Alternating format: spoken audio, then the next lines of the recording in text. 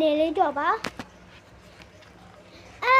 ခုတော့ထိုင်းမှာနာမည်ကြီးနေဂျီတာလေးပြအောင်မှာပါဂျီတာလေးကဒါလေးကိုနှိပ်ရင်လူထွက်လာပါပြီလူထွက်လာပါတယ်အလေးကဖွင့်မှုဆိုရင်ဒါလေးကိုကြာလေးနဲ့ပေးရပါတယ်နောက်ဝဲလေးရပါတယ်နောက်ဝဲလောက်ရှင်နေဆိုရင်ဒီတော့ရေထည့်ပြီးမရပါဘူးအားလေးသွင်းပေးရပါမယ်ရှင်းရှင်းတော့မသွင်းရပါဘူးအားကောင်မသွင်းပေးရပါမယ်နောက်ပြီးတော့လည်းအရောက်လေးပြောင်းနေရပါတယ်အရောက်ဆုံးရှိပါတယ်အပြာရောင်အဖြူရောင်ခရဲရောင်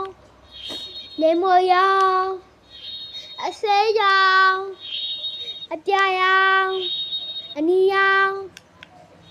အယောင်ဆုံးရှိပါတယ်ဒါပါပဲကြည့်ပြီးလူကတော့ပြည့်စုံပါတယ်နောက်ပြီးတော့လည်းဒီမှာကြည့်ပါပြန်ပိတ်မဆိုဒါကိုလည်းအကြိုင်ပြန်နှိမ့်ရပါတယ်ပြန်သိမ်းမယ်ဆိုရင်လည်းအမရှေ့ရ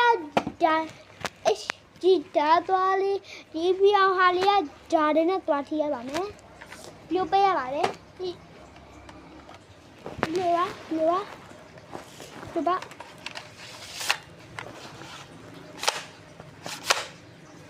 ီလူလေးလုပ်ပေးပါဒီပဲလူတွေကျေးဇူးတင်ပါဒီလိုက်လေးပေးကြပါ